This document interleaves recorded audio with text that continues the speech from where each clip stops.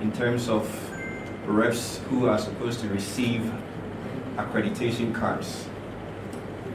We have had issues of AC not willing to give us all the accreditation cards we have requested for. We have 552 constituency reps. They are all qualified for the cards. But as it stands, we have only 200 accreditation cards. 2, we've had instances of EC officials in Eastern Region extorting money from our reps before they are given the cards. And our third issue is that the whole process is not standardized. You have some regions requesting for passport pictures. Meanwhile, there are no pictures and names on the accreditation cards issued by the EC itself. And so these are 3 main issues that we seek redress, and we want the EC to give us explanations. At least we need them to give us the criteria for issuing the accreditation. Once that is given, the EC and the new force would find a common ground. Thank you.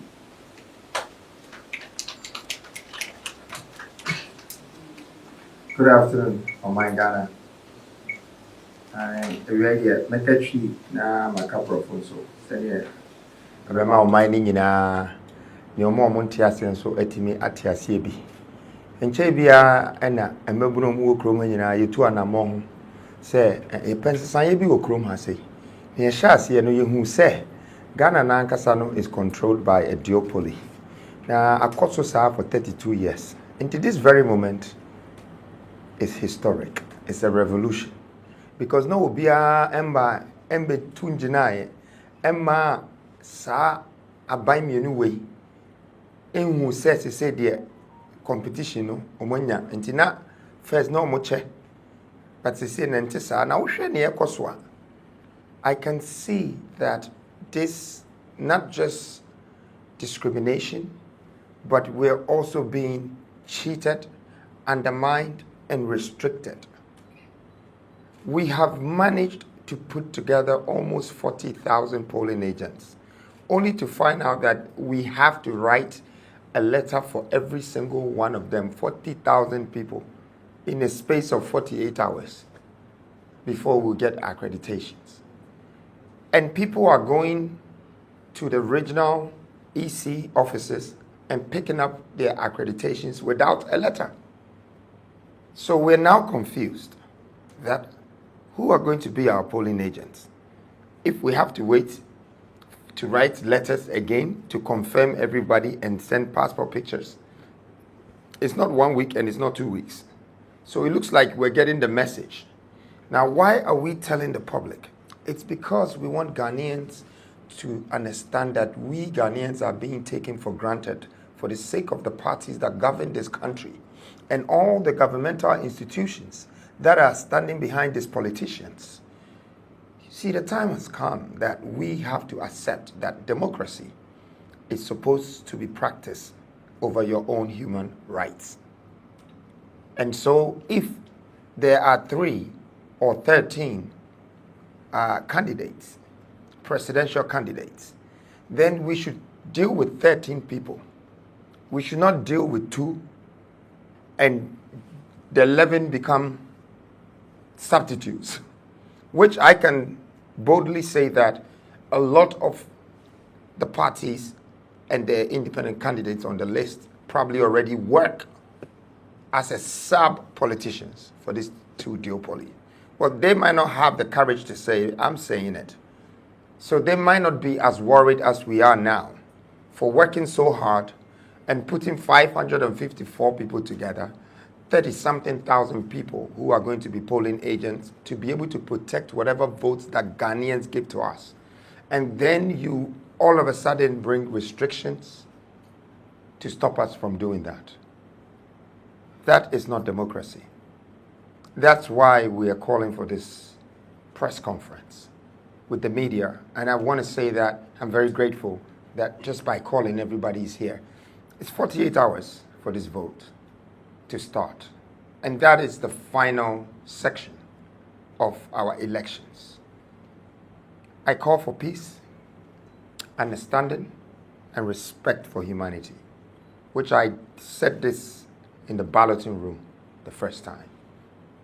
So if in front of the cameras in the EC balloting room, people are exchanging numbers to become whatever 7 and 3 and 4 and 8, then how serious are we as a country that in the polling room, these guys or these people are going to be very clean as democracy is supposed to be? My point is very simple. If we don't practice the transparency of us dealing with each other and understanding why we're governed by politics with these conditions, then we would always be ruled by some superpowers that we don't know about. And I don't think someone with foreign influence should be controlling our leaders who have probably been made or trained to be puppets to control our destiny. And I also don't think the system, which is the government, should only listen to politicians to decide. This thing is becoming serious because my experience is less than 1 year in the political industry. And I can tell everybody for a fact here that African politics is dead and doomed. It needs to be resurrected because the media works for politicians. The government works for politicians. The people, they all work for politicians. They sell their thumbs for votes. The media sell all their air spaces for politicians. They're scared because they can't say anything good. You go and sit down and talk for 1 good hour and share 12 pillars that can help this country to be rebuilt again, and the media is just finding something little to turn your whole character upside down because some politician is instructing them to do so. Well, I know that this very elections is bringing a change, and nothing is going to stop that. So on that note, I am asking Ghanaians that they have left me in a very lame position, that if I say I will still mobilize my 37,800 people and try and get them accreditations and this and that, I won't be able to. But I'm going to ask Ghanaians that since they're giving the accreditation to people, the people who are going to volunteer for New Force, God bless your souls to help us to be our polling agents, whether we have to pay you or you want to do it for your country or for your nation. We just need people who can stand for the truth, people who can stand for what is right, people who can stand for the country and for the nation, because we all have one purpose, and that one purpose is for us to survive on our own lands where we were born. We have nowhere else to take as a country, and I want Ghanaians to wake up. You might be happy with what is happening, but very soon or sooner than later, it might affect us. And if not us, it will affect our children. The truth will always set us free, and it would always lead us to success. Currently, our leadership is biased. So until we get up and start to straighten ourselves, we should remember and we should start looking for solutions for 1,000 more problems that is coming to us as a nation. But as for me, I have sacrificed myself to the nation. My business is not as important to me today than your business and how you're going to find a job and how you're going to live in a country with a better economy and how your child should be secured and how you will be in Ghana without somebody coming from outside Ghana to govern you. You should have your own rights. I'd like to say thank you very much, Ghana. Maybe I should use this opportunity to thank all Ghanaians for supporting me throughout the time that we've been campaigning. And I know that you can see what we have done. Truly, we haven't paid anyone, and we will not pay anyone or bribe anyone to do anything whatsoever for us in voting. If you want to vote for a change that is new change, go ahead and do so. If you want to vote because you've been paid for to do so, that's your own prerogative and your own priority. You can go ahead and do so. But one thing I'm asking Ghanaians not to do is that we shouldn't go all the way to destroy ourselves. You know, we should rather believe that whatever elections that we're going through is going to build us as a new Ghana and as a new nation. Thank you very much. Thank you. And I'll take some questions. Okay, yes, I've seen a hand here. Mention your media house as well. I'm not from the media. Basically, I came from the United Kingdom. I think I've been in touch with Nana Kwame Bediako since 2020. I was in the British Army, so I'm a British Army medic.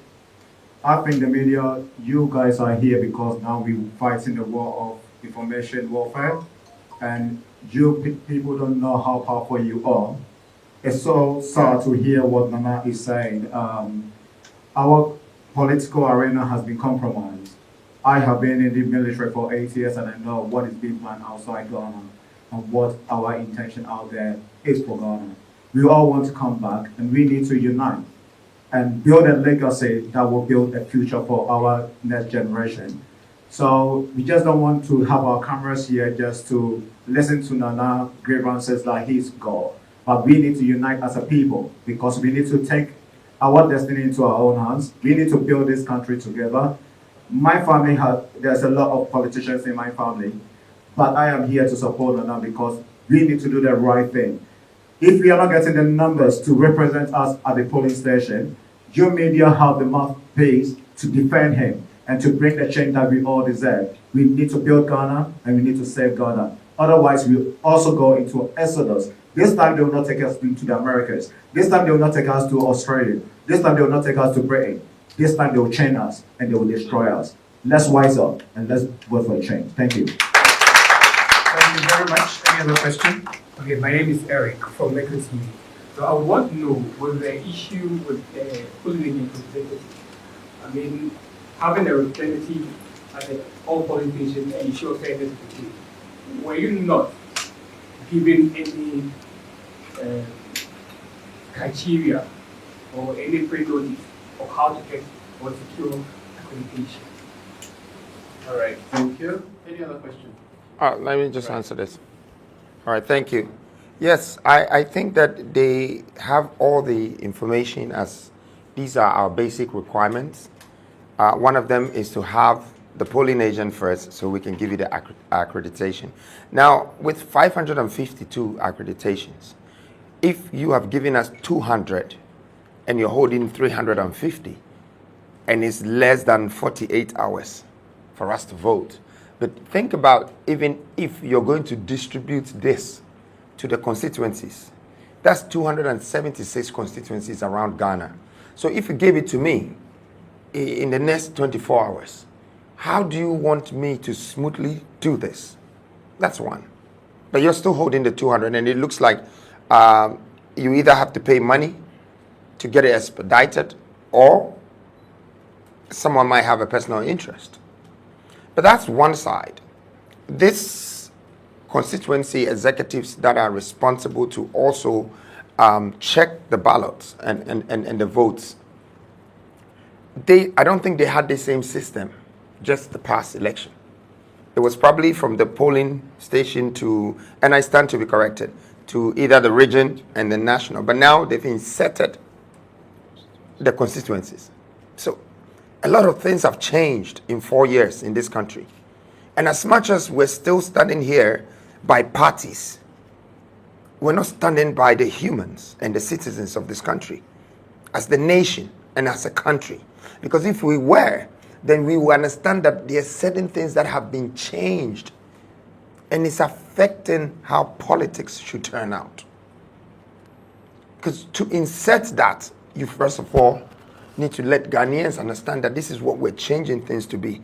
And it looks like it has to go through some kind of voting or vetting process. I mean, you guys saw what I was standing for and fighting for this year, that to continue registering the youth.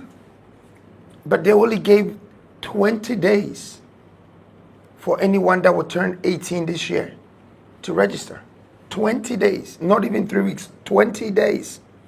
So if someone turned 18 in June, they have to wait for 4 years to become 22 before they can practice democracy for the first time. When democracy is the foundation of this country, what are you doing to your people by restricting them that hard? Like, you're supposed to educate them. If we want to practice democracy in Ghana, we have to educate the children of Ghana because they're going to be the future of democracy. They will be the voters. They will be our leaders. They will be our business entrepreneurs. They will help this country's economy to be built because we're investing in them today, educating them, but we're restricting them about what we do, which is the tribalistic behavior and misconductiveness that has affected our growth in this country. Everyone's father would die and leave them something, but everyone's child doesn't know how their father acquired what they left them, so they just squander it. Of course, what do you expect? If you leave millions for a child that doesn't understand how millions are built or how that wealth is created, they will only find a way to spend it and not invest it. It's happened in our homes. Now it's happening in our political world.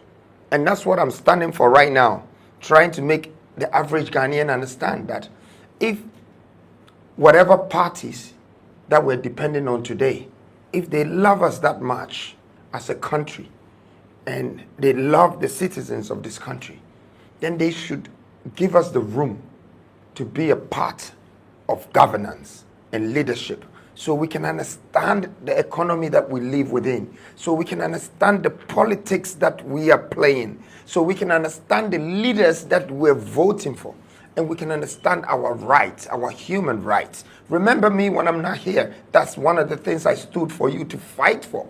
It's your right. It's your right. We shouldn't leave our children to leave schools and go to university and get picked by some politician who does not stand for the country, the nation, or the citizens, but only stand for a party. That young man is going to become a political monster that helps sells his own country and his own people to outsiders, which I think that's what Africans are facing. I mean, the entire African system is facing this. Nigeria is facing the same problem. Almost every African country that you go to, these leaders don't care about the country and the people in the country as much as they care about the party that made them a president.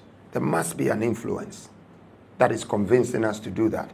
And it goes all the way to the point that even the government system itself is becoming biased and lying on behalf of the politician. But this can never happen in Europe or America, where they also practice the same democracy. The law will take them down. You've seen in papers, Biden's son, $300,000 rent of something, and however he paid it. This is just the ex-president's son, yes. Because you can't get away with it. Well, in Ghana, you can get away with everything. Now, Hubert was saying that we want to know from EC that how are we going to solve this? No, there's no time. By the time that they tell us how they're going to solve this, the election is over. They've done whatever they have to do. I just want them to know that, listen, this young man is saying it in your face. Get up, fix up, stop what you're doing, do what is right for the nation, don't destroy us, and stop trying to get everything for yourselves, because the country is not for one person, two or three, or it's not for a family. It's for a nation. And a nation has to be respected. Their rights should not be taken away from them. They should have their right to do everything. Thank you very much. Right. Okay. Final question. If there's any. Okay. There was a guy that wanted to ask a question. Who? So, yes, I wanted to ask you a question. Okay. And that has to do with the intro that you gave before the founder of New Force took over. You made mention of some allegation, probably I wouldn't say it is wild, but you linked it to EC officials in the Eastern region. That's got to a point you were trying to extort money from people before they give accreditation. I think this if it's not politics that you are doing, do you have evidence to back what you just said?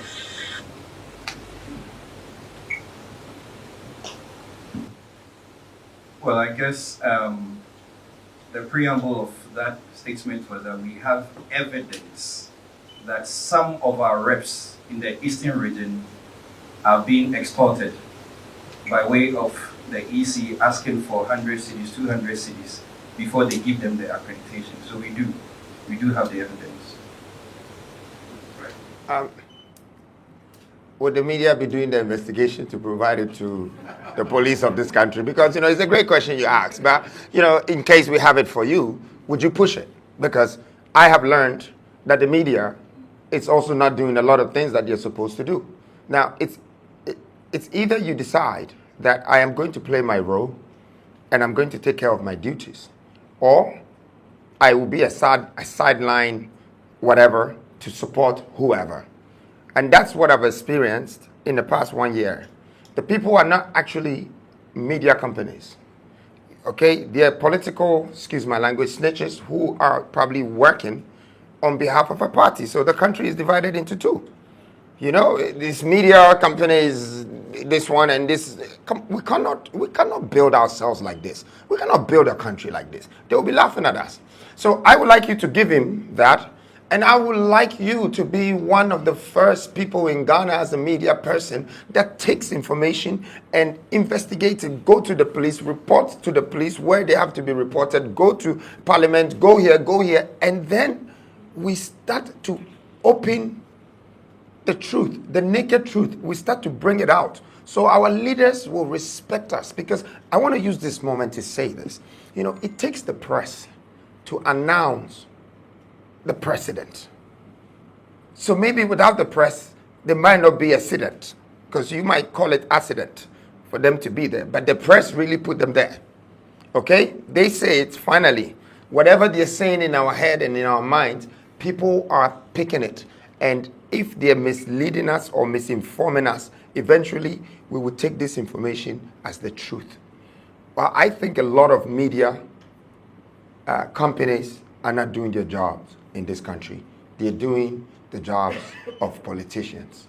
And we need to step back as a country. It is in our 12 pillars that we want press what? Free. Press of freedom. Nobody is going to assassinate you. Nobody is going to put you in prison. Nobody. Once you have the truth and you say the truth, for me, I believe that it sets you free. It doesn't matter what comes after you. You saw it. They've done a lot of things, and events get cancelled, days tax, this, that. But once you're saying the truth and you are the truth, you don't have much to worry about. I pray for Ghana media to start coming with facts and the truth, and this nation will change for good. On that note, please make sure we help him with that, and then continue the investigation for us. Give us some good reports also. Thank you. All right. What's your name? Stanley. Let me have one for you. Okay, great. So I think I can suggest from here. Yes. Yes, great. So today, all the political parties are supposed to bring their rallies to, or their campaigns to a close or a climax.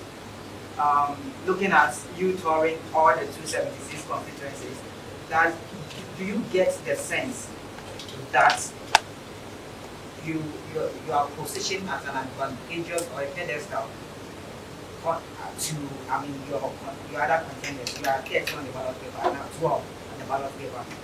Looking at the work you've put in so far, does that give you some sense of hope?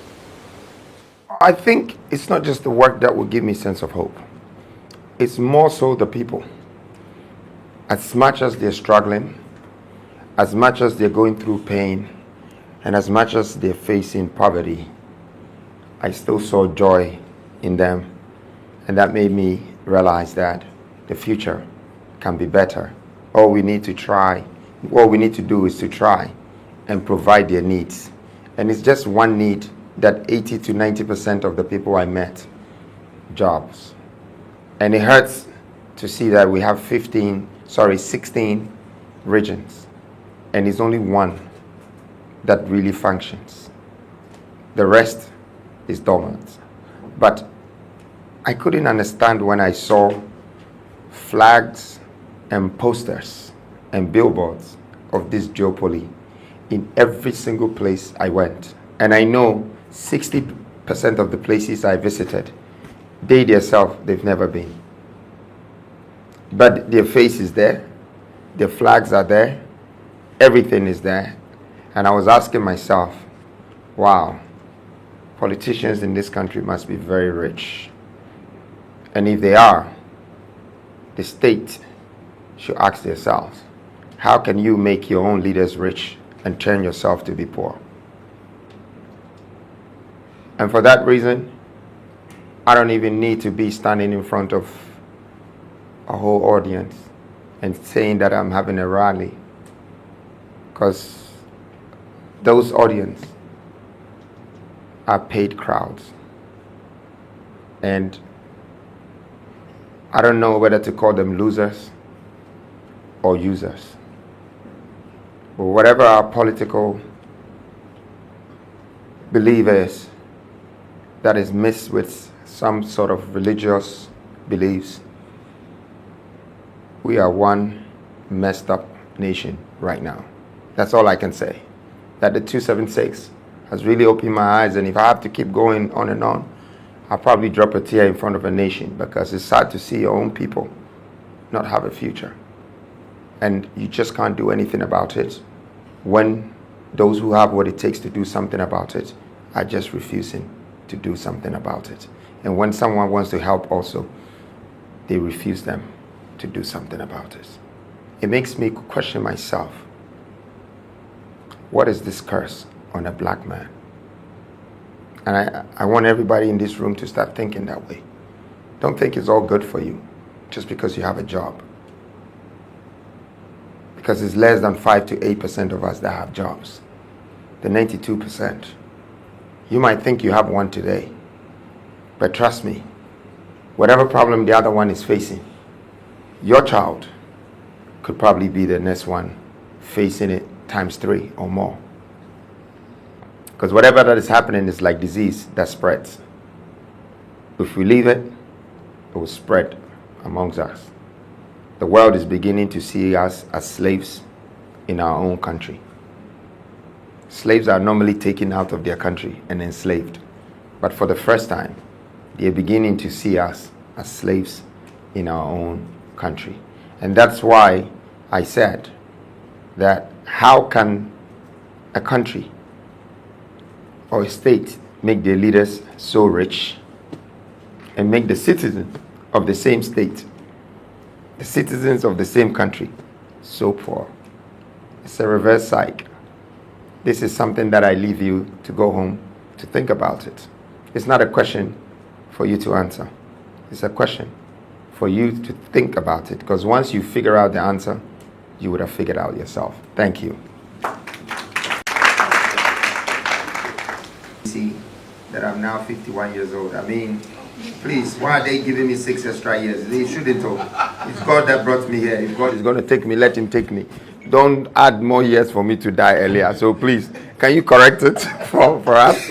It's I'm just addressing it, but if anyone has seen it, I don't think that was the only thing they said. There was 51 years old and then something again, you know. But I've had a lot of it that I'm beginning to accept it. That, you know, I will go and sit down and have an interview. I'll say one thing and then they turn it like this and turn it like this. So it's really a lot of demo craziness, should I say? Craziness instead of demonstration, democracy. It must be demonstration of craziness. But please, a lot of things that maybe we are requiring that, you know, EC should not take it very lightly. The nation has respected an organization of such caliber. And please, reputation or your reputation lives longer than you. Don't let something that has been around for over 5-6 decades ends up being dissolved to be built again, which I foresee with a lot of media companies, that they might be bought to be rebuilt or they have to be dissolved because it's way politicized. You can't do anything with it very soon. It will just be, every information will be misleading, especially for the Gen Zs and the millennials who are coming that can get pure facts from the internet, from social media. You know, your traditional media, please join us. Okay, join us on the journey. Thank you very much. Yeah. Thank you.